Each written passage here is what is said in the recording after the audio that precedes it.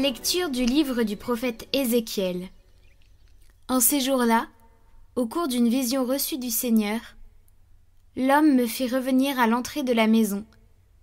Et voici, sous le seuil de la maison, de l'eau jaillissait vers l'Orient, puisque la façade de la maison était du côté de l'Orient. L'eau descendait de dessous le côté droit de la maison, au sud de l'autel. L'homme me fit sortir par la porte du nord et me fit faire le tour par l'extérieur, jusqu'à la porte qui fait face à l'Orient. Et là encore l'eau coulait du côté droit. L'homme s'éloigna vers l'Orient, un cordeau à la main, et il mesura une distance de 1000 coudées. Alors il me fit traverser l'eau. J'en avais jusqu'aux chevilles. Il mesura encore 1000 coudées et me fit traverser l'eau. J'en avais jusqu'aux genoux. Il mesura encore 1000 coudées et me fit traverser. J'en avais jusqu'aux reins. Il en mesura encore 1000. C'était un torrent que je ne pouvais traverser. L'eau avait grossi. Il aurait fallu nager. C'était un torrent infranchissable.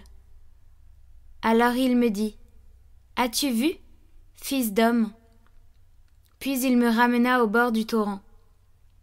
Quand il m'eut ramené, voici qu'il y avait au bord du torrent, de chaque côté, des arbres en grand nombre. Il me dit : « Cette eau coule vers la région de l'Orient. Elle descend dans la vallée du Jourdain et se déverse dans la mer morte, dont elle assainit les eaux. En tout lieu où parviendra le torrent, tous les animaux pourront vivre et foisonner. Le poisson sera très abondant, car cette eau assainit tout ce qu'elle pénètre, et la vie apparaît en tout lieu où arrive le torrent. Au bord du torrent, sur les deux rives, toutes sortes d'arbres fruitiers pousseront. Leur feuillage ne se flétrira pas, et leurs fruits ne manqueront pas. Chaque mois, ils porteront des fruits nouveaux, car cette eau vient du sanctuaire. Les fruits seront une nourriture et les feuilles un remède.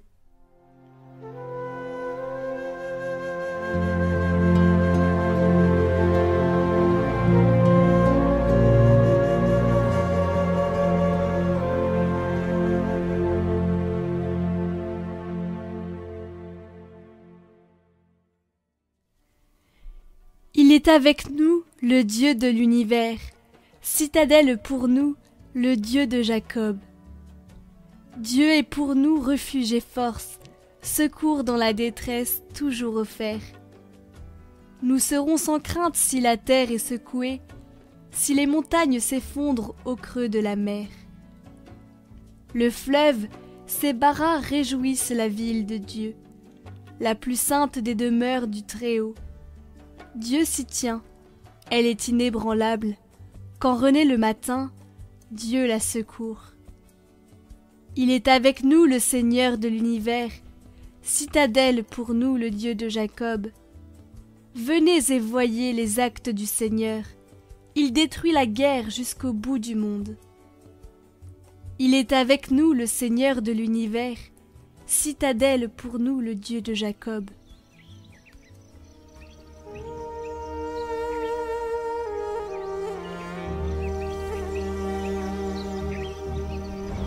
Évangile de Jésus-Christ selon saint Jean. À l'occasion d'une fête juive, Jésus monta à Jérusalem. Or, à Jérusalem, près de la porte des brebis, il existe une piscine qu'on appelle en hébreu Betzata. Elle a 5 colonnades, sous lesquelles était couchée une foule de malades, aveugles, boiteux et impotents. Il y avait là un homme qui était malade depuis 38 ans. Jésus, le voyant couché là, et apprenant qu'il était dans cet état depuis longtemps, lui dit : « Veux-tu être guéri ? » Le malade lui répondit : « Seigneur, je n'ai personne pour me plonger dans la piscine au moment où l'eau bouillonne. Et pendant que j'y vais, un autre descend avant moi. » Jésus lui dit : « Lève-toi, prends ton brancard et marche. » Et aussitôt, l'homme fut guéri. Il prit son brancard. Il marchait. Or, ce jour-là était un jour de sabbat. Les Juifs dirent donc à cet homme que Jésus avait remis sur pied. « C'est le sabbat. Il ne t'est pas permis de porter ton brancard. » Il leur répliqua, « Celui qui m'a guéri, c'est lui qui m'a dit, « Prends ton brancard et marche. » Ils l'interrogèrent. « Quel est l'homme qui t'a dit, « Prends ton brancard et marche » ?» Mais celui qui avait été rétabli ne savait pas qui c'était. En effet, Jésus s'était éloigné, car il y avait une foule à cet endroit. Plus tard, Jésus le retrouve dans le temple et lui dit « Te voilà guéri, ne pêche plus.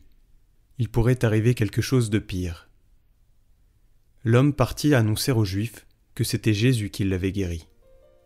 Et ceux-ci persécutaient Jésus, parce qu'il avait fait cela le jour du sabbat.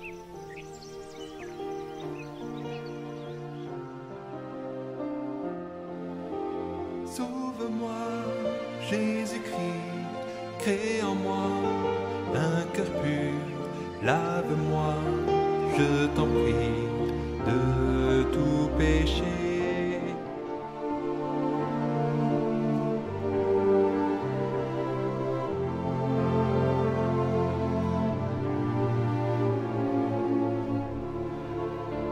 Commentaire de saint Jean Cassien.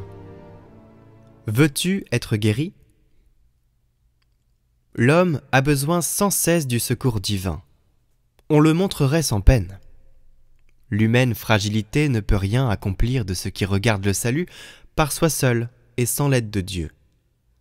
Maintes fois il arrive que nous souhaitons exécuter quelques utiles desseins. Rien ne manque à l'ardeur de nos désirs, et la parfaite bonne volonté non plus ne nous fait pas défaut. N'est-il pas vrai pourtant qu'une faiblesse quelconque venant à la traverse rend inutiles les vœux que nous avons formés et empêche le bon effet de nos résolutions ? Si le Seigneur, en sa miséricorde, ne nous donne pas la force de les accomplir ? La multitude est innombrable de ceux qui désirent loyalement se consacrer à la poursuite de la vertu, mais si vous comptez ceux qui réussissent à réaliser leurs rêves et à persévérer dans leurs efforts, que vous en trouverez peu. La protection divine nous suit donc inséparablement.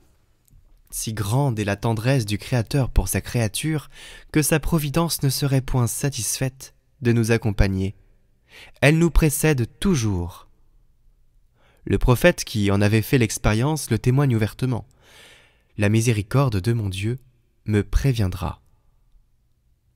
Aperçoit-il en nous quelque commencement de bonne volonté, aussitôt il épanche sur nous sa lumière et sa force.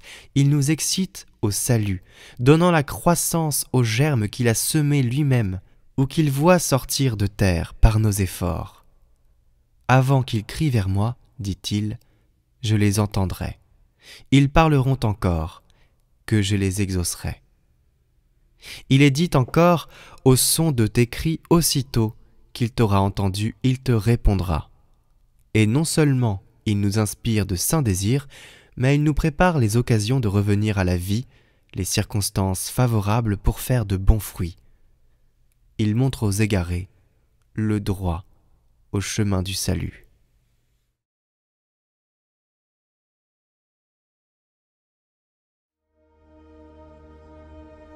Votre parcours de carême, chaque jour, proposé par Radio Maria et Catoglade. Bonjour à tous, on se retrouve aujourd'hui avec Pascal Lafrogne pour la deuxième vidéo qui va parler de la dépression, comment aider un proche dépressif. Hier aussi, Pascal Lafrogne nous avait parlé de la dépression et non pas du burn-out. Toutes mes excuses, le burn-out, on en parlera demain. Chers abonnés de Catoglade, chers auditeurs de Radio Maria, bonjour. À l'occasion de ce deuxième jour, eh bien, je vous invite à cheminer et à le relire la situation du syndrome dépressif vu du côté des proches, vu du côté de la famille. Je vous rappelle que ce petit parcours de 3 jours nous amène à l'occasion du parcours de carême à un parcours de conversion de notre regard, de conversion de notre cœur sur les problématiques de santé qui sont regardées par Jésus, qui sont aimées par Jésus. Et nous avons à découvrir comment Jésus nous regarde, me regarde et regarde ce problème de santé. Alors, je rappelle la phrase qui éclaire ce petit parcours de 3 jours. C'est en Luc au chapitre 10, au verset 9. Partout où vous entrerez et où l'on vous accueille, mangez ce que l'on vous sert et guérissez ces malades et dites-leur, le royaume de Dieu est tout proche de vous. Le royaume de Dieu est tout proche de vous. Alors, pour les proches, pour la famille, le syndrome dépressif. Je répète ce que j'ai dit hier et je vous invite éventuellement à relire ou à réécouter ou à revoir l'émission d'hier. Eh bien, c'est une maladie, c'est une pathologie authentique, comme un diabète, une appendicite, une fracture de jambe, un infarctus du myocarde.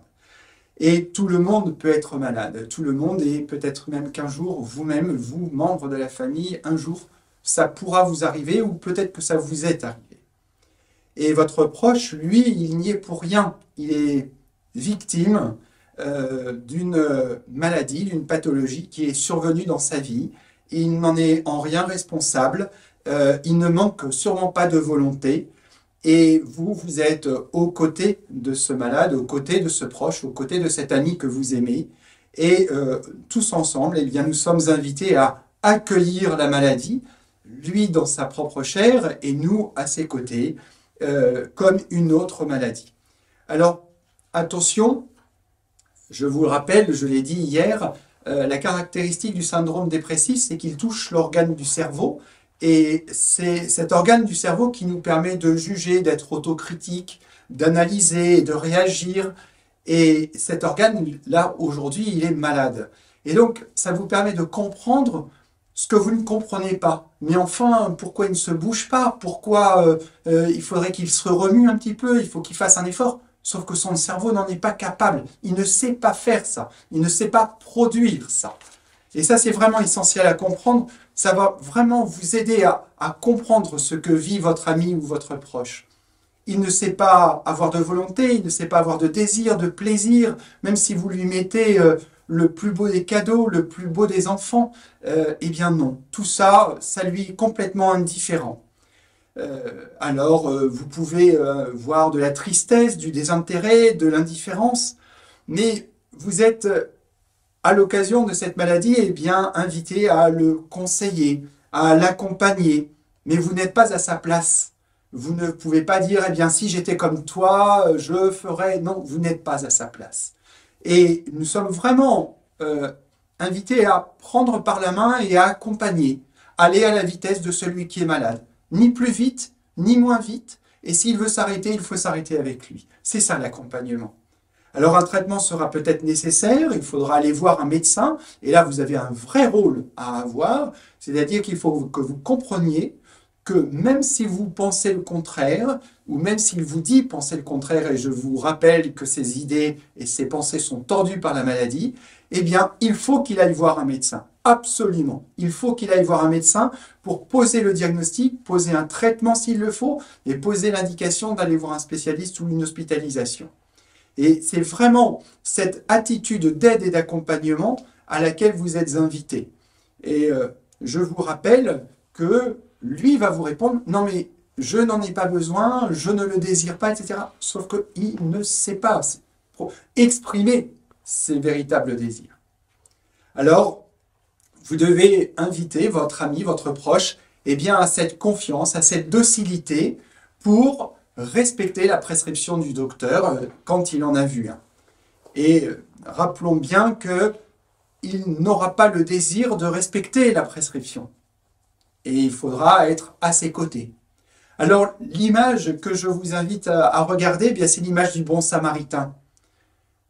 Il s'est détourné de son chemin pour aller regarder celui qui était au bord du chemin. Eh bien, détournez-vous de vos idées, de vos schémas, de vos certitudes, pour aller vers lui et à son écoute, pour le relever, pour en prendre soin, et puis pour l'amener à l'aubergiste, pour que l'aubergiste en prenne soin. Et c'est en l'amenant à l'aubergiste, c'est-à-dire au médecin, au soignant, Et c'est lui qui va en prendre soin. Et c'est lui qui saura ce qui est bon pour lui. Et vous aurez à tout faire pour que cet aubergiste prenne bien soin de votre proche et de votre ami. Alors, c'est dans la compassion du Christ, vraiment cette compassion, ce sentiment que Jésus a pour les malades, où il est pris aux entrailles. Il faut regarder cette compassion du bon samaritain qui s'est détourné pour aller prendre soin de cet homme qui était perdu au bord du chemin. Et regardez cette compassion du Christ, regardez cette compassion du bon samaritain, et dans votre prière, dans votre méditation, eh bien, demandez la grâce de cette disponibilité du cœur à être étreint dans vos entrailles, à être ému aux entrailles, de façon à agir pour le bien de celui que vous aimez et qui vous aime. Voilà. Et ce que je vous propose, c'est de demander la grâce, donc de la disponibilité du cœur, et puis de façon à apporter le soin, l'amour et l'attention dont il a besoin. Et pour méditer sur ce petit entretien, je vous propose de prendre le chapitre 10 de Saint Luc et de méditer sur les versets 29 à 37. C'est la parabole du bon samaritain. Et voilà, demandez la grâce à l'Esprit Saint de vous imprégner de cette disponibilité du cœur du bon samaritain. Soyez bénis et je vous porte dans mes prières. Amen. Comme dit en début de vidéo, demain nous parlerons encore une fois avec Pascal Lafrogne pour cette dernière vidéo sur ce parcours, sur le burn-out et la dépression. Et on abordera demain le thème du burn-out. Voilà, et on verra qu'est-ce que c'est et comment s'en sortir. Nous vous rappelons que vous pouvez revisionner en individuel les vidéos du parcours de Carême sur notre chaîne Prière par Catoglade, en lien en description.